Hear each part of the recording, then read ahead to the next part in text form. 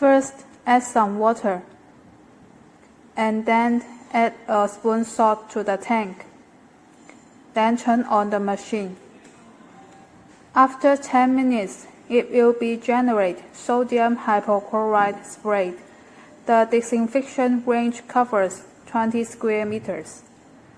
Finally, we will use the test paper to test the chloride content.